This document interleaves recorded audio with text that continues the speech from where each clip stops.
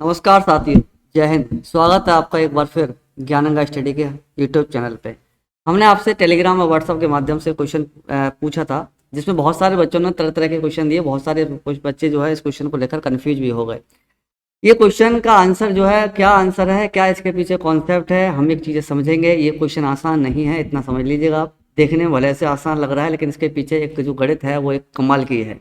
उसको समझने के लिए आप हमारे वीडियो में बने रहिएगा। अगर आपको ये चीज़ पसंद आए तो वीडियो को लाइक जरूर कीजिएगा, और हो सके तो कमेंट में अपनी राय मशवरा जरूर दीजिएगा। देखिए, इस क्वेश्चन को करने से पहले हम घातांक और करणी का एक रूल समझते हैं। क्या है घातांक और करणी का रूल? क्या है समझिए आप। मैं आपको यहाँ पे समझाता हूँ कि अगर कहीं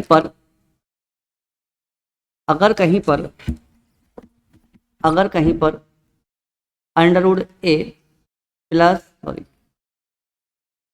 अंडर रूट बी है, तो इसका मतलब होता है ए गुणा अंडर रूट के अंदर बी। मतलब क्या कि अंडर रूट के अंदर दो संख्याएं गुणा हो रही हैं, अलग अलग बेस है उनका।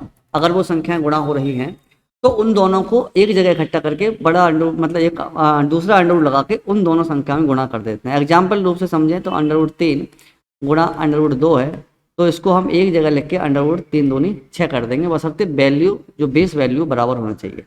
ठीक है, तो अब यहाँ पर अलग अलग होना चाहिए बेस वैल्यू, इशू नहीं है बेस वैल्यू का।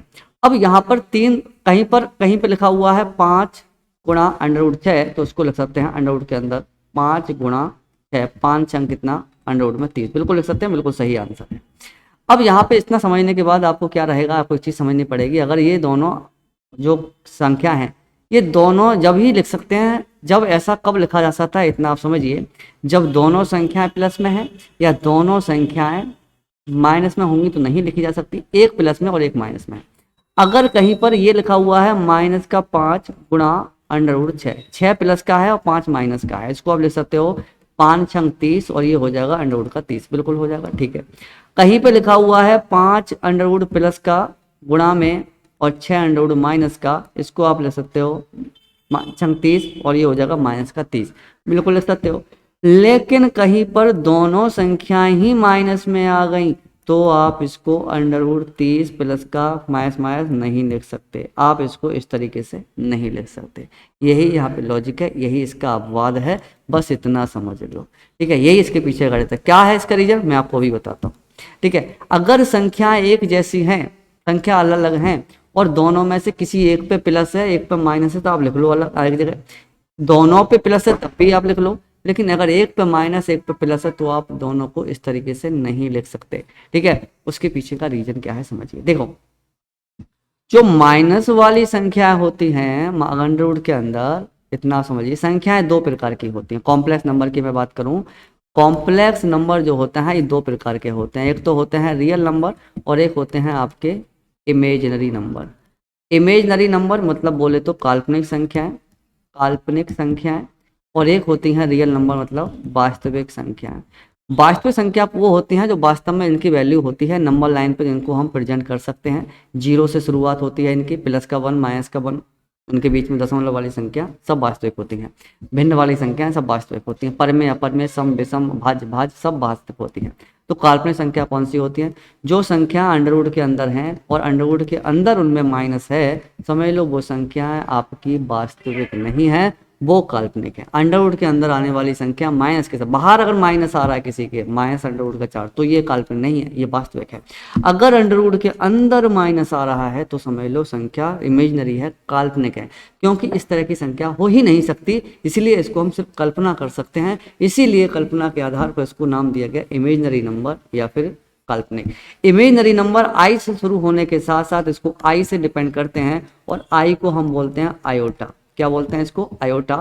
आयोटा इसके नाम से इसको जाना जाता है। ठीक है, अब इसका रूल क्या है वो उतना समझ लो, क्यों होता है माइनस के अंदर वाली संख्या।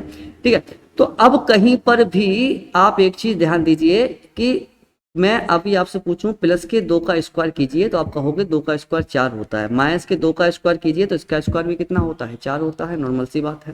ठीक है, अगर 2 का स्क्वायर प्लस का है और ये 4 होता है और माइनस का 2 का स्क्वायर भी 4 होता है। तो इसका मतलब हुआ कि 4 जो है वो किसी का वर्ग हो सकता है, 4 प्लस के भी 2 का वर्ग हो सकता है और -2 का भी वर्ग हो सकता है। तो इस 4 को मैं स्क्वायर रूट निकालूं तो रूट लगा के निकालूंगा, रूट 4 का मान निकालूं तो आप कह सकते हो रूट 4 का मतलब है रूट के अंदर कोई संख्या आ रही है तो इतना बता रही है कि किसी का स्क्वायर होके आई होगी है, और वो स्क्वायर या तो प्लस वाला हो रहा होगा या माइनस, क्योंकि माइनस माइनस प्लस होता है, प्लस प्लस प्लस होता है।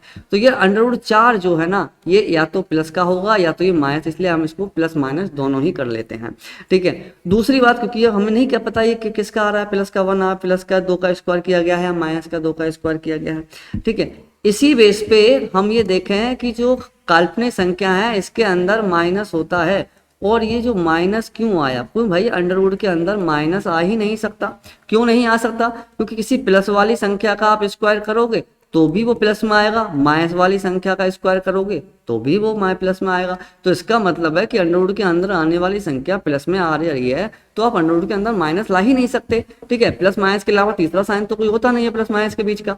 तो अब यहाँ पर ये बात बता होगी, अगर अंडरवुड के अंदर माइनस आ रहा है तो ये किसी का स्क्वायर तो नहीं होगा और ये माइनस आ ही नहीं गया होगा, तो इसीलिए इसको हम बोल देते हैं इमेजिनरी नंबर, यानी कि काल्पनिक संख्या। ठीक है, अब यहां पर आप इस चीज को देखिए, जो मैंने क्वेश्चन आपसे पूछा, क्वेश्चन क्या है? क्वेश्चन ये था, अब आपने क्या किया कि भाई कहीं पर भी अगर माइनस का 3 लिखा हुआ है रूट के अंदर, तो हम इसको क्या लिख सकते हैं? इसको लिख सकते हैं √3 माइनस का 1, बिल्कुल लिख सकते हैं। अब इसको मैं अंडरवुड को अलग अलग लिख सकता हूं, √3 गुणा अंडरवुड का माइनस का 1। मैंने नहीं बताया प्लस माइनस को तो माइनस लिख सकते हैं ऐसे तरीके से। अब यहाँ पे अभी आपको पता है कि जो आयोटा होता है, आयोटा इसका मान होता है आई का, वो होता है अंडरवुड के अंदर -1, इसको हम इमेजिनरी नंबर बोलते हैं। आयोटा आई का मान जो होता है वो होता है -1 अंडरवुड के अंदर, तो हम इसको -1 लिख सकते हैं। तो ये जो आंसर आएगा वो आएगा अंडरवुड के अंदर, और ध्यान रखना इसका स्क्वायर करेंगे आई का स्क्वायर, तो आई का स्क्वायर जो आएगा वो आता है -1। ये कई बार परीक्षाओं में कंपटीशन की एग्जाम में पूछा भी गया है कि आई स्क्वायर का मान कितना होता है और आई का मान भी कितना होता है। तो √3i इसको हम लिख सकते हैं। उसी प्रकार से √5 को हम क्या लिख सकते हैं? √-5, और सॉरी यहाँ पे 5 जो है वो 1 के साथ लिखते हैं, 5 - 1 बराबर हो जाएगा अंडरवुड का 5 और गुणा में अंडरवुड का -1, और इस माइनस के 1 को मैं लिख सकता हूँ आयोटा। ठीक है, और ये हमारे पास इसको मैं लिख सकता हूँ 5 का √5 आई। या अब ये जो है इस पूरे सिनेरियो को मैं यहाँ पे लिख सकता हूँ √3i और √5i। ठीक है, अब इनकी मैं मल्टीप्लाई करूं, अब मैं करा सकता हूं, ये हो गया मेरे पास 5 और 3 का मल्टीप्लाई 15, और आई का स्क्वायर, आई की मल्टीप्लाई मैं कराऊंगा तो मेरे पास क्या हो जाएगा? आई का स्क्वायर, यानी कि आयोटा का स्क्वायर। और अभी मैंने बताया आयोटा का स्क्वायर का मान कितना होता है, माइनस करते हैं। और ध्यान रखना ये आई जो है वो ब्रैकेट अंडरवुड के बाहर लिया है हमने, क्योंकि ये जो लिया है आई जो है वो अंडरवुड का मान आया है तो इससे अलग आया, बाहर आया, अंडरवुड के अंदर नहीं है। और इसीलिए मैं आयोटा को 15 की जगह यहाँ पे आई स्क्वायर ले सकता हूँ, और आई स्क्वायर का मान -1 है, तो मैं इसको लिखूंगा 15 गुणा माइनस का 1, -1 की गुणा कराऊंगा तो ये -15 आएगा। ये इसका राइट आंसर होगा ऑप्शन नंबर सी। इस चीज़ को समझिए, ये अपवाद है गणित का। ऐसे ही दमदार और मज़ेदार ट्रिक्स सीखने के लिए हमारे यूट्यूब चैनल को सब्सक्राइब कीजिए, और हो सके तो अपने फ्रेंड के साथ भी शेयर कीजिए। और ये चीज़ आपको ट्रिक्स समझ में आई हो तो कमेंट में ज़रूर बताइएगा।